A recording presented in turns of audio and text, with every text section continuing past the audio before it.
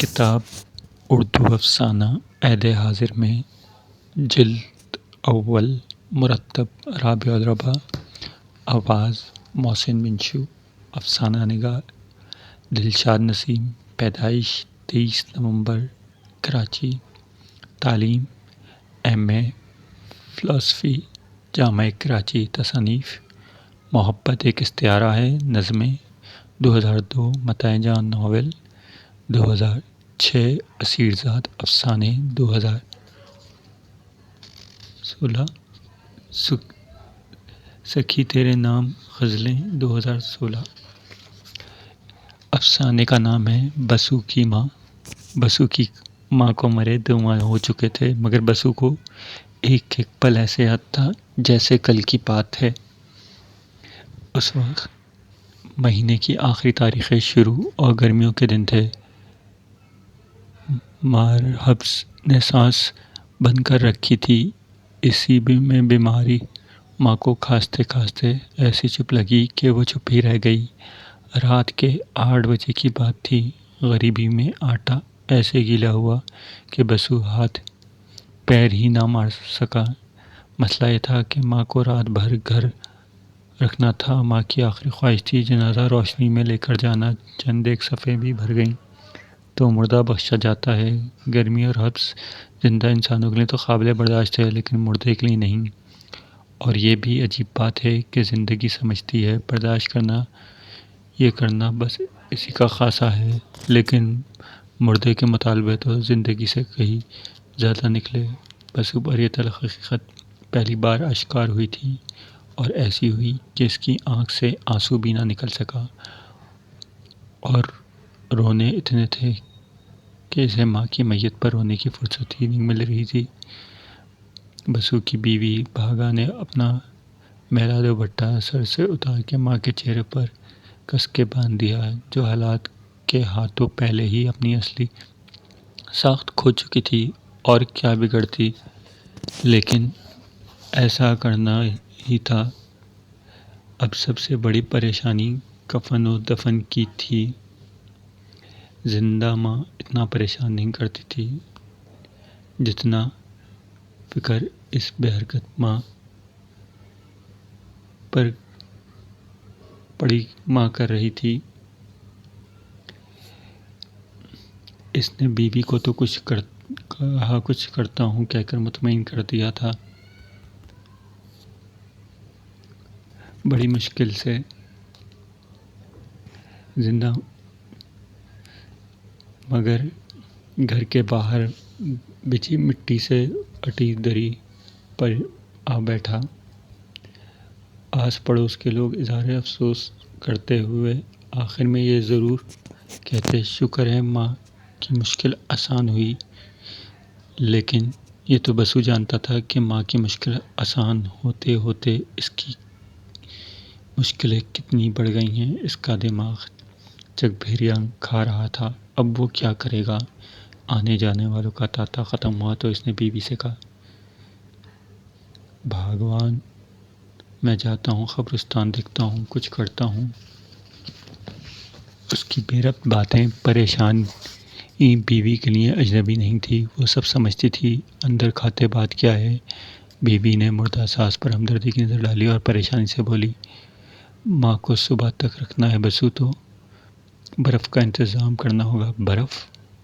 بسو کا لہجہ اس قدر یافتہ لگا اسی پر برف پڑ گئی ہو۔ وہ کیوں؟ گرمی ہے، ماں تو مر گئی ہے، اس کو کیا خبر گرمی ہے یا سردی؟ پاگل پن کی بات نہیں کرو، تھوڑی دیر میں پیٹ پھول جائے گا۔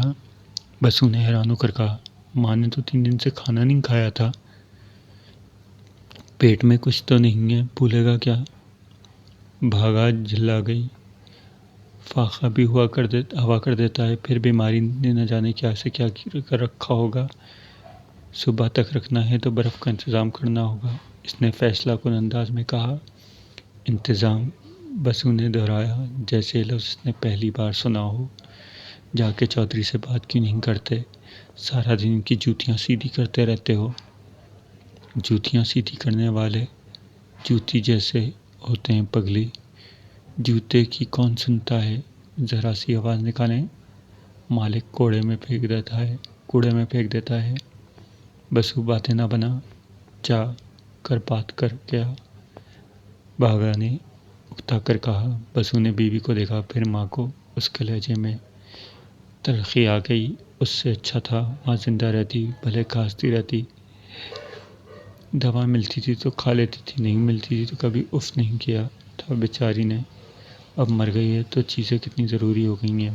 برف نہ ملی تو رات نہیں کٹے گی، زمین نہیں ملی تو دفن نہیں ہوگی، کفن نہ ملا تو بس کر دے بسو، بھاگا بری عورت نہیں تھی، تڑپ کر بولی۔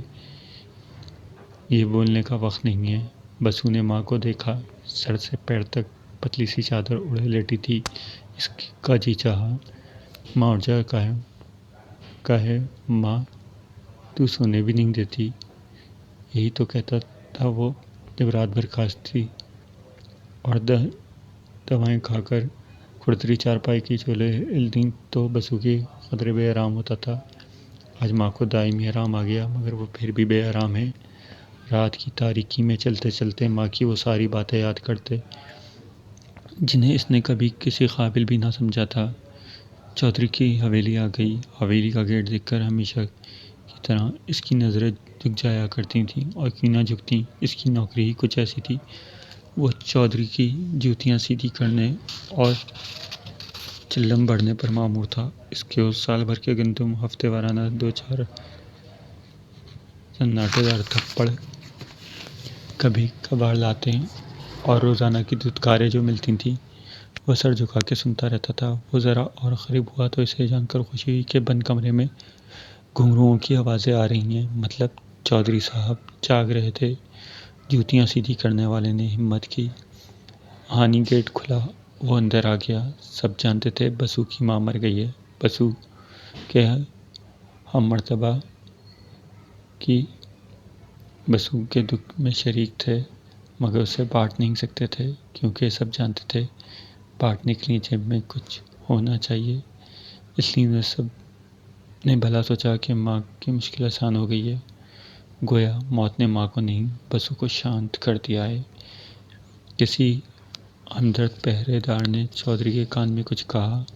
چودھری نے مخمور نگاہیں اٹھا کے بسو کو دیکھا اور ہمدردی سے بولا، کیا بات ہے بسو، ماں مر گئی ہے؟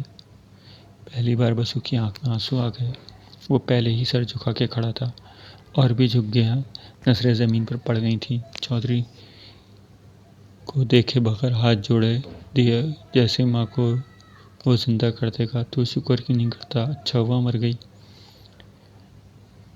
بسو کا دل پسلیوں سے نکل گیا۔ بیماری کا گھر آخری بسو کی ماں تھی۔ کفن دفن کا انتظام ہو جائے گا، کہہ دیا قبرستان میں۔ آپ مائے باپ ہو سرکار، آپ کے در کا کتا ہوں، بھلے اگلے سال نہ دینا، ابھی تھوڑے پیسے چاہیے سرکار۔ وہ منمنایا، پیسے کیوں؟ گھنگرو بجنا بند ہو چکے تھے، طبلے کی آواز خاموش ہو گئی تھی، سب اس سے جواب مانگ رہے تھے۔ سارا انتظام تو کر دیا ہے، پیسے کیوں چاہیے تجھے؟ بسو چودھری کے چہرے پر لکھی نفرت پڑھ دیتا تو شاید تھوک کے چلا جاتا۔ ماں کے لیے برف لے کے جانی ہے، رشید برف والا کہتا ہے پیسے کے بغیر برف نہیں دے گا سرکار، گرمی بڑھی ہے صبح تک۔ چودھری کے ماتھے پہ بل پڑ گئے۔ برف میں رکھے گا ماں کو، حرام خور، کبھی پانی میں برف ڈال کے بھی تیری اماں نے اس برف میں رکھے گا؟ چودھری پھنکارا، یہ چوچلے کہاں سے سیکھ لیے تو نے؟ وہ جی میری گھر والی نے کہا، وہ اکلا گیا۔ ہاں مر ہی گئی ہے تو جا کر ڈال اسے خبر میں، انتظام کر تو دیا ہے گھڑے کا، نہ کوئی تیرے آگے ہے نہ پیچھے، تجھے کس کا انتظار ہے؟ جو رخ کی مانی ہے تو جا کے بول اسے کرے انتظام برف کا۔ بسو نے اسی طرح رکوع کی حالت میں ہاتھ جوڑے اور منت سے کہا، سرکار سورج چڑھنے کا 2-4 خدا کے بندے جنازہ میں آ جائیں گے، ماں کی بڑی خواہش تھی، کہتی تھی 7 صفحے ہوں تو مردہ بخش جاتا ہے، دفع ہو جا کہ دفنا دے بڈھی کو۔ اس نے پیر سے دھکا دیا، بات سنو، اس کی برف لینی ہے۔ اس نے مذاق اڑایا۔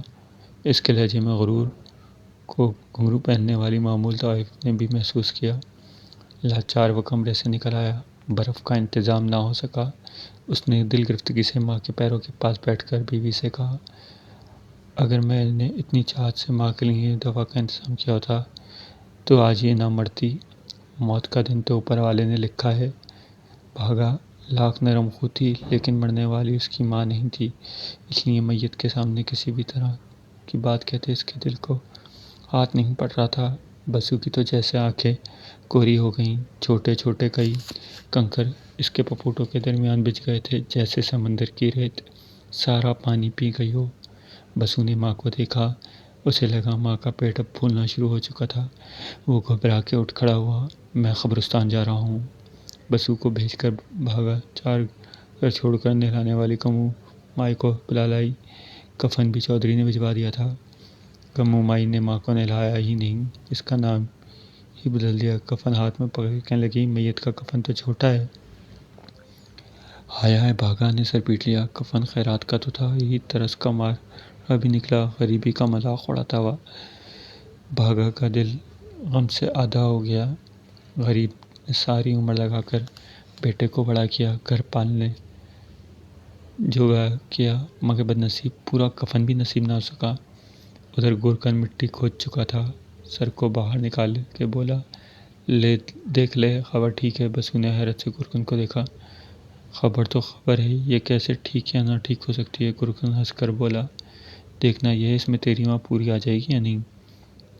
اچھا، بسو نے معصومیت سے سر ہلایا اور خبر میں اتر کے اندازہ لگانے لگا۔ ہڈیوں کا ڈھانچہ بنی ماں اس کے بازوؤں میں آ جاتی تھی۔ ابھی 6 ماہ پہلے اتفاقاً اسے ماں کو گود میں اٹھا کر ڈسپنسری لانا پڑا تھا۔ اس وقت ماں پر کھانسی کا دورہ پڑا تھا اور وہ دل میں اس حادثے کے لیے خوفزدہ ہو رہا تھا جو اس روز نہ ہوا تھا، آج ہو گیا۔ تب جب اس کی ماں نے کو گود میں اٹھایا تھا تو اسے یاد آ رہا تھا کہ ماں کس قدر بے وزن ہو چکی تھی۔ یہ خبر تو کافی بڑی تھی، ماں کو کیسے پورا نہ آتی؟ بسو نے ہاں میں سر ہلا دیا۔ گورکن بولا، چل پھر ماں کو جلدی سے لے۔ اس نے احسان جتایا، چودھری صاحب کا آرڈر نہ ہوتا تو رات کو کام بھی نہ کرتا۔ بسو معمول کی طرح گھر لوٹ آیا جہاں ماں ادھورا کفن پہنے بے خبر لیٹی پڑی تھی۔ بھاگا نے گھر آتے بسو کو دیکھ کر رخت سے کہا، ماں کا کفن پورا نہیں ہے۔ بسو نے عام لہجے میں کہا، کوئی بات نہیں، خبر تو پوری ہے، غریبی میں ایسا ہی ہوتا ہے، سر ڈھکو تو پیر ننگے اور پیر ڈھکو تو سر۔ بولتے بولتے وہ چپ ہو گیا، پھر لمبا سانس لے کر حسرت سے کہنے لگا، کیا تھا جو گرمیاں نہ ہوتی، سردی ہوتی، برف کی ضرورت نہ ہوتی، ماں کی آخری خواہش پوری ہو جاتی، نمازیوں کی 3 صفیں بن جاتی، ماں بخشی جاتی۔ اس نے ماں کو اپنے ہاتھوں سے کشادہ قبر میں اتار دیا۔ گنتی کے 2-4 لوگ شریک ہو گئے۔ ایک تو رات اس پر بسو ذات کا کمی ہونا۔ اس نے جنازے کے ساتھ چلتے 2-3 لوگوں کو دیکھ کر سوچا، جہنم تو کمیوں سے بھری ہوگی۔ ماں کو مرے 2 مہینے ہو چکے تھے، ادوائن کی کھری چارپائی سونی ہو چکی تھی۔ رات نہ کوئی کھانستا تھا، چارپائی چرچراتی تھی۔ گرمی بڑھتی جا رہی تھی، گورے گھڑوں میں پانی ٹھنڈا ہونے لگا تھا۔ پٹے پہ بیٹھا رشید برف والا اپنی دکان چمکا رہا تھا۔ بسو جوتیاں سیدھا کرتا رہا، سو کر رہا تھا۔ چاند کی چاندنی میں کچے صحن میں لیٹے لیٹے بھاگا نے ایک دم کہا، بسو تو شہر کیوں نہیں چلا جاتا؟ بسو نے کروٹ لی، بے اتنائی سے بولا، سنا ہے شہر کے لوگ پڑھے لکھے ہوتے ہیں، وہ اپنی جوتیاں خود پہنتے ہیں، وہاں چلم بھی نہیں بنتی، سب سگریٹ پینتے ہیں، وہاں میرا کیا کام؟ بھاگا چپ ہو گئی۔ گہری خاموشی میں شور اٹھا۔ بسو نے کان لگائے، بہن کی آوازیں بڑھتی جا رہی تھیں۔ میاں بیوی نے خاموشی سے ایک دوسرے کی زبان کو سمجھا اور اپنی اپنی چارپائیاں چھوڑ کر باہر نکل گئے۔ باہر کیا نکلے، پیروں کے نیچے سے زمین نکل گئی۔ چودھری شہر سے آتے ہوئے کار حادثے میں موقع پر ہی مر گیا۔ منو سسکیوں میں پورا گاؤں حویلی کے باہر آ کھڑا ہو گیا۔ کوئی بسو کی ماں تھوڑی مری تھی، چودھری کا انتقال ہوا تھا، وہ بھی اچانک، روتے دھوتے۔ پاپا چودھری کو صبح 11 بجے دفنائیں گے، بسو نے سنا کوئی کہہ رہا تھا۔ آخری دور دراز سے یاروں دوستوں عزیزوں نے چودھری کا منہ دیکھنے آنا تھا۔ منہ دیکھنے پر بسو کو ایک دم خیال آیا، کیوں نہ وہ بھی آج چودھری کا منہ دیکھ ہی لے۔ ساری عمر اس نے چودھری کے پیر دیکھے تھے، پیر ہی کھائے تھے، اس کا کام ہی ایسا تھا، چلم بڑھتا، جوتیاں سیدھی کرتا۔ اس کی نظریں چہرے تک کیسے جاتیں؟ اس کی نظر میں تو چودھری بس ایک ہیولا تھا۔ میت نیلا کفن کے کھلے میدان میں دیدار کو رکھی جا چکی تھی۔ بسو نے بے لوگوں کے کندھوں کے درمیان سے سر اٹھا کر اس نے دیکھا اور حیران رہ گیا۔ چودھری کا کفن بھی بالکل ایسا ہی سفید تھا جیسے اس کی ماں کا کفن تھا۔ ہاں بس یہ فرض الحساب چودھری کو پورا تھا، مگر افسوس وہ آج بھی چہرہ نہ دیکھ سکا۔ اس کے خاطر چودھری کے منہ سے کون کپڑا ہٹا تھا؟ کس نے آقا چودھری کے بیٹے وجاہت اللہ کو بتایا کہ خبر کا کام پورا ہو گیا؟ وجاہت نے فکر مندی سے پوچھا، خبر کس نے اتر کے دیکھا ہے؟ آخر میرے ابا جی کی خبر ہے، چودھری فراست اللہ کی، اسے تنگ نہیں ہونا چاہیے۔ جانے بسو کی جی میں کیا آیا، جو سر اٹھانے انتظار میں تھا کہ کب کوئی معتبر آئے اور چودھری پر سے چادر اتاری جائے، اس کی خواہش پوری ہو جائے، یکدم بولا، سرکار برا نہ مانے میں جا کر دیکھ لوں۔ چودھری کے بیٹے دکھی مسکراہٹ کے ساتھ کمال فراخ دلی کا ثبوت یہ کہا، تیرا حق زیادہ ہے، جتنی تو نے ابا کی خدمت کی ہے تجھے اس کا اجر تو ملنا چاہیے، چل اپنا شوق پورا کر لے جا کے۔ بسو جانے کے لیے پلٹا، اسے آواز آئی، اچھی طرح سے دیکھنا اندر لیٹ کر۔ بسو گھبرا گیا، نیچی آواز میں بولا، سرکار یہ گستاخی کیسے کر سکتا ہوں؟ جہاں مائے باپ نے لیٹنا ہو وہاں میں کیسے لیٹ جاؤں؟ بیوقوفاً ابا مر گیا ہے، اب اسے کوئی فرق نہیں پڑتا۔ بسو واقعی بیوقوف تھا، اسی لیے وہ نوخوں کی طرح سر ہلا کر قبرستان آ گیا۔ قبر میں اترتے اترتے مٹی کو ہاتھ میں لے کر محسوس کیا، ایک بار پھر حیرت سی اس کی آنکھیں کھلی رہ گئیں۔ یہ مٹی بھی بالکل اس کی ماں کی قبر مٹی جیسی تھی۔ قبر میں لیٹ کر اس نے اندازہ لگایا کہ اس کا لمبا چوڑا چودھری فراست اللہ اس میں سکون سے لیٹ سکتا ہے۔ وہ خوشی خوشی باہر نکلا اور حویلی کی طرف بھاگ گیا۔ اس پر شاید یہ مرگ طاری تھا کہ جس مٹی میں اس کی ماں سو رہی ہے، آج چودھری بھی اس مٹی میں سونے والا ہے، مگر حویلی پہنچ کر اس کو سمجھ نہیں آ رہا تھا کہ کیا کہے۔ ڈرتے ڈرتے بولا، سرکار مائے باپ آپ کی شان میں کمی تو نہیں آئے گی؟